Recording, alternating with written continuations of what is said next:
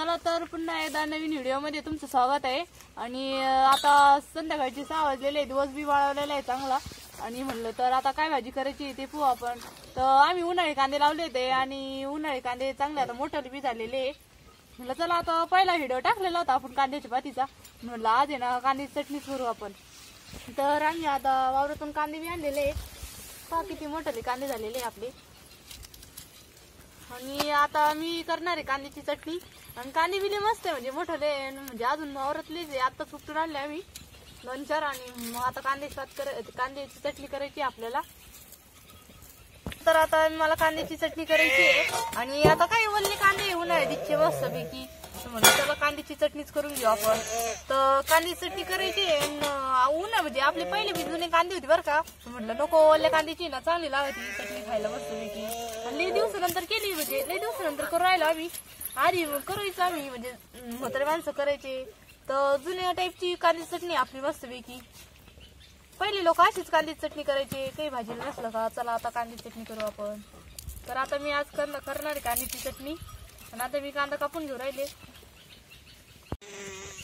चला तर आता मी विळी नाशी लंबे फुडी करून घेतल्या त्या कांद्याच्या। आणि हे मशीन आणलेलं होता, म्हटलं मग आता याचा काहीतरी फायदा झाला पाहिजे आपल्याला। तर म्हटलं आता ये नाही ना आपण बारीक कांदे कापून घेऊ। ये पहा किती मस्त एकदम बारीक होऊ राहिले, म्हणजे दातात पण नाही येणार। कांदा एकदम बारीक करावा होता ना कांद्याच्या चटणीसाठी, तर मग आपण एकदम बारीक करू राहिलो कांदा।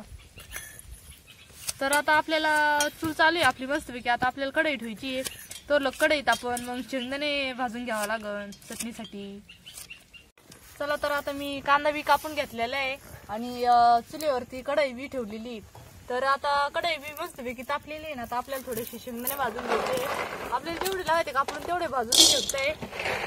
हे बघा मी आता एकदम थोडेसे नॉर्मल मध्ये शेंगदाणे टाकलेले। शेंगदाणे चांगले मस्तपैकी तडतड उलटे का मग शेंगदाणे भाजले असं समजायचं, शेंगदाणे काढून घ्यायचे। तर आता आपले शेंगदाणे बी भाजलेले मस्तपैकी। आणि आपल्याला लगेच कांदा कापलेला आहे, आपण लगेच कांदा टाकून देणार परतण्यासाठी। हे बघा मी आता याच्यामध्ये कांदा टाकून देऊ राहिले। आणि कांदा काय धुवायचं बीचं नसतं, काही धुतला ना मग लई म्हणजे असं पाणी सुटत त्या कांद्याला। त्यासाठी आपण कांदा धुवायचा नाही, आपल्याला तसंच टाकून द्यायचं आहे। हे बघा मी कांदा तसंच टाकून देऊ राहिले। एकदा थोडंसं परतून द्यायचं आणि मग त्याच्यानंतर त्याच्यामध्ये एक पळी तेल टाकायचं। तर आता ते थोडा म्हणजे असं परतलं का मग आपल्याला नंतर तेल टाकायचं त्याच्यामध्ये।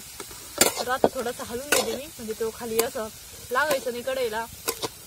तर मग तुला जळत पण नाही, मग थोडं परतून घ्यायचं आणि नंतर मग थोडंसं तेल टाकायचं। मग कढई डागत नाही, काही नाही मस्त कांद्याची चटणी होती।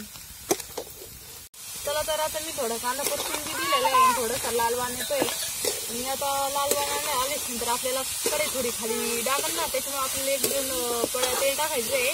आणि हे बघा मी आता त्याच्यामध्ये 1 पळी तेल टाकू राहिले। मग कशी कढई खाली लागत नाही, काही नाही, कांदा करपट होत नाही, काही नाही, जळत नाही, काही नाही, मस्तपैकी कांदा परतला नाही मग। आणि आता कांदा परतून करतो आपण कांद्याची चटणीचा मसाला काढून घेऊ। तर आता कांदा परतून राहिला मस्तपैकी मी ना मसाला काढून घेते। तर आता आपल्याला मसाल्यासाठी काय काय लागतंय ते तुम्हाला मी सांगितले। तर आता मी शेंगदाणे भाजून घेतले, ते शेंगदाणे घेतलेले थोडेसे, लसूण घेतलेलं आहे, मिरच्या घेतलेल्या आहे। आपल्याला जेवढं तिखट करायचं तेवढी आपण मिरच्या बी घेऊ शकते। आणि आपल्याला म्हणजे काही दिवशी फिका जर खात असेल मग आपण थोड्या घ्यायच्या। आणि इथं थोडीशी कोथिंबीर घेतलेली, थोडंसं कढीपत्ता टाकलेला आहे। आणि कढीपत्ता आणि कोथिंबीर जरा टाकली ना कांद्याची चटणीला एकदम मस्तपैकी चव येते, एकदम भारी लागते कांद्याची चटणी।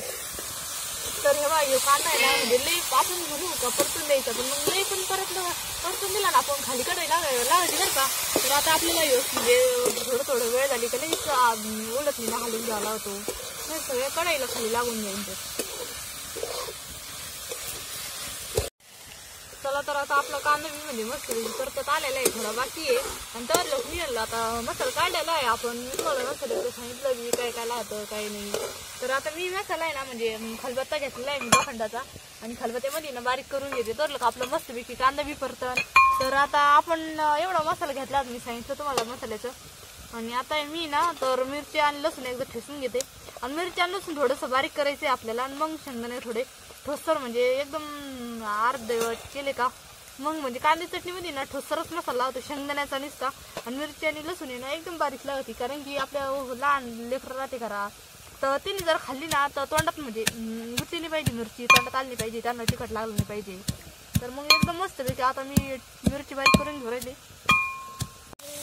तर आता आपला कांदा मी मस्तपैकी लाल लाल परतून झालेला आहे आणि मी मसाला बी बारीक करून घेतलेला आहे खलबत्त्यामध्ये. तर आता मी कांदा आहे ना एका ताटामध्ये काढून घेते. तर आता कांदा ताटामध्ये काढला का आपल्याला कढई डबल ठेवून द्यायची चुलीवरती आणि मस्तपैकी तेल बिल टाकून मसाला त्याच्यात टाकून मस्त परतून घ्यायचा, कढीपत्ता कोथिंबीर. तर आता मी कढई ठेवलेली आहे आणि आता त्याच्यामध्ये 1-1.5 पळी तेल टाकणार आहे कढईमध्ये. हे बघा मी आता 1-1.5 पळी तेल टाकू राहिले आणि तेल थोडस जास्त टाकलं ना मग मस्तपैकी कांदी चटणी लागती. तर आमची आई होती ना, तर आई आम्हाला म्हणजे आता काही भाजी जर नसलं तर आपल्याला कोणती भाजी आवडत नसली, चला बरं मी तुम्हाला कांदी चटणी करून देते अशी बनायची आणि कांदी चटणी करून द्यायची. तर आता आपण तेल बी मस्तपैकी तापलेलं आहे आणि तेलामध्ये थोडीशी मोहरी टाकणार आहे आणि मोहरी मस्तपैकी तडतड उलटी का तर आपल्याला जिरे थोडीशी हळद टाकायची आहे.